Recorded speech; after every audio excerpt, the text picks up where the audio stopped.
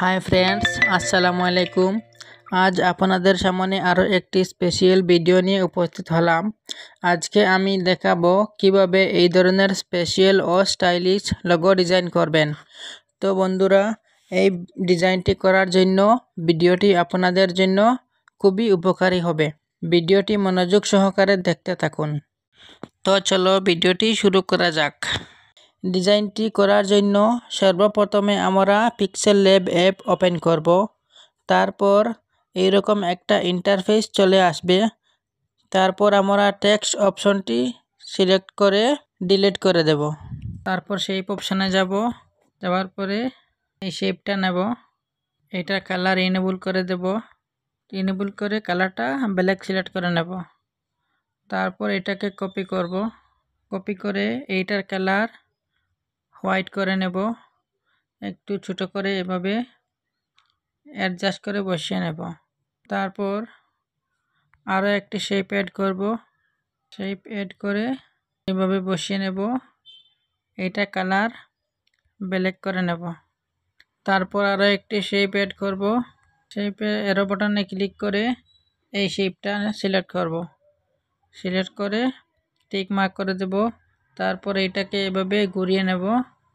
ঘুরিয়ে নেওয়ার পর এভাবে কালার এনেবল করে ব্ল্যাক সিলেক্ট করে নেব।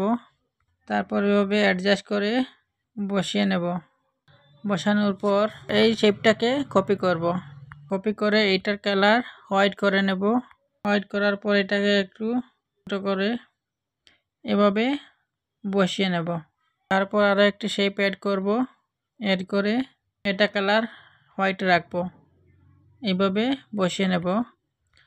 আবার এই শেপটাকে কপি করব, কপি করে এখানে বসিয়ে দেব। তারপর আমরা সবটাকে লেয়ার অপশানে যাব। সবটাকে সিলেক্ট করে মার্জ করব। মার্জ করার পর ইরেজ কালার অপশানে যাব, এনেবল করে দেব, টিক মার্ক করে দেব। তারপর আমরা নতুন একটি শেপ নেব। এরো বাটনে ক্লিক করে এই রাউন্ডটা নেব, এটার অপাসিটি 0 করে দেব। স্ট্রোক বাড়িয়ে নেব, স্ট্রোক কালার হোয়াইট করে নেব, টিক মার্ক করে দেব। তারপর এইভাবে সুন্দর করে বসিয়ে নেব। বসিয়ে নেওয়ার পর মার্জ লেয়ারে ক্লিক করে এই দুটিকে মার্জ করে নেব। মার্জ করার পর ইরেজ কালারে যাব, এনেবল করে দেব, টিক মার্ক করে দেব। তারপর আমরা আবার ইরেজার অপশানে যাব। যাওয়ার পরে এই এক্সট্রা লেয়ারটাকে ইরেজ করে নেব সুন্দর করে। তারপর টিক মার্ক করে দেব। তারপর নতুন একটি শেপ অ্যাড করব। এইটার অপাসিটি 0 করে নেব। তারপর আবার এই দুটিকে মার্জ করে নেব। আরও একটি শেপ অ্যাড করার কারণ হচ্ছে যখন আমরা কালার চেঞ্জ করব তখন যাতে ডিজাইনটি নষ্ট না হয়। এবার আমরা টেক্সচার অপশানে যাব। ফ্রম গ্যালারিতে যাব। গ্যালারি থেকে যে কালারটা দিতে চান সেটা সিলেক্ট করব। সিলেক্ট করার পর এভাবে ক্রপ করে আপনার সুবিধা মতো অ্যাডজাস্ট করে নেবেন। আমি করে নিচ্ছি।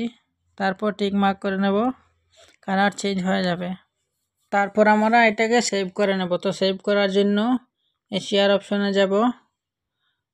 শেয়ার অপশানে যাওয়ার পর ডিফল্টটাকে আলট্রা করে নেব। তারপর সেভ টু গ্যালারিতে ক্লিক করব, সেভ হয়ে যাবে। ভিডিওটি সম্পূর্ণ দেখার জন্য ধন্যবাদ। আজকের জন্য এই পর্যন্ত। নেক্সট ভিডিওতে দেখা হবে। ভালো থাকুন, সুস্থ থাকুন। আল্লাহ হাফেজ।